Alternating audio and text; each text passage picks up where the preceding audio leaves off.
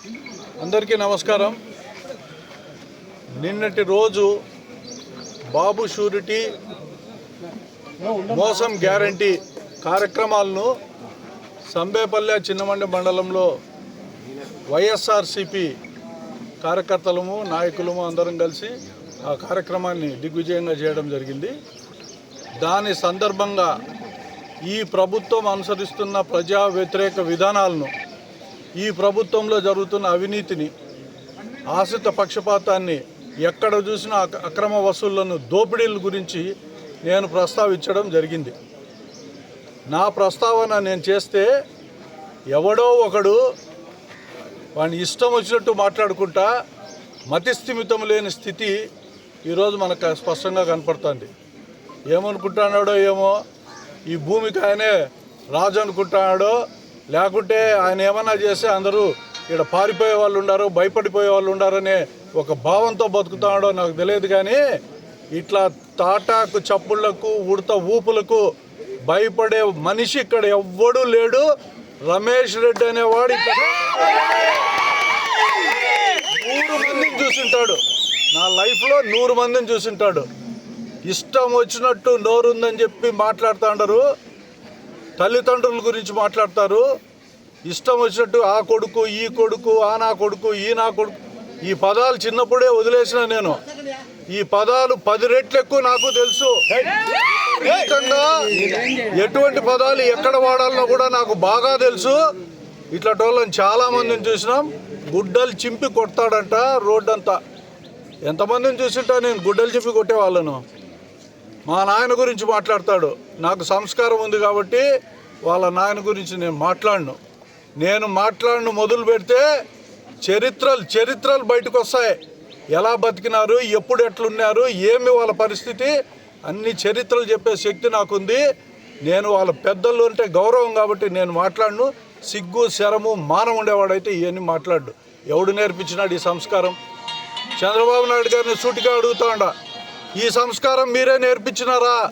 మొట్టమొదటిసారి రాయచోట్ల ఇంతటి గలీజు సంస్కృతి ఈరోజు తయారైంది. మేము మాట్లాడితే, ప్రతిపక్షంగా మేము మాట్లాడితే మీకేమి ఇబ్బంది అయ్యా? చంద్రబాబు నాయుడు గారు చేసిన మోసాన్ని గురించి మాట్లాడినాం. ఈ సమాజంలో సూపర్ 6 గురించి మాట్లాడినాం. ఆయన ఇవ్వలేదు కాబట్టి మాట్లాడినాం. ఆయన ఇచ్చింటే మేము ఎందుకు మాట్లాడతాం? ఆయన పొగిడిందు, ఆయన ఇవ్వలేదు కాబట్టి మాట్లాడితే మీకంత ఆక్రోషము, భయము, బాధ. కొడతారంట, గుడ్డలు ఇప్పదీసి కొడతారంట. పోలీసు ఉంది కాబట్టి సరిపోయింది మీ కథ. ఈ పదవులు, ఈ అధికారాలు ఎక్కువసేపు ఉండవు. ఆ తర్వాత లెక్క కట్టి వడ్డీతో సహా, ఆ వడ్డీ ఏ రకమైన వడ్డీ వేస్తానో నాకే తెలియదు. ఈ ప్రపంచంలో ఎవడు వేయనంత వడ్డీ వేసి దాన్ని లెక్క కట్టి మళ్ళీ తిరగరాస్తాను నేను. ఆ రోజు తెలుస్తుంది రమేష్ రెడ్డి అంటే ఏందో. నా గుడ్డలు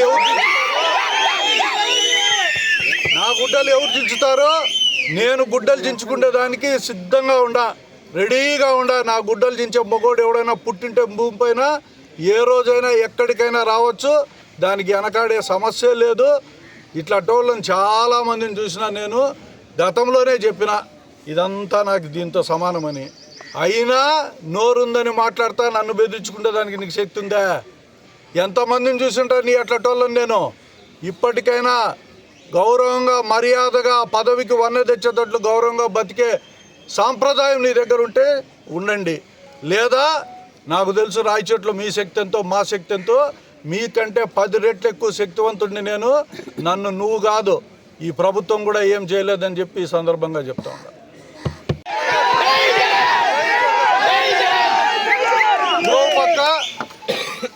ఇంకో పక్క ఈ పోలీసు వారికి ఒకటే చెప్తున్నా, ఈ ప్రభుత్వంలో ప్రతి ఒక్కడు జగన్మోహన్ రెడ్డి గారిని ఎన్నో మాటలు మాట్లాడుతుంటారు. ప్రతినిత్యము జగన్మోహన్ రెడ్డి గారిని సైకో అన్నారు, భూస్థాపితం చేస్తా అన్నారు, ఇంకోటి చేస్తామంటారు.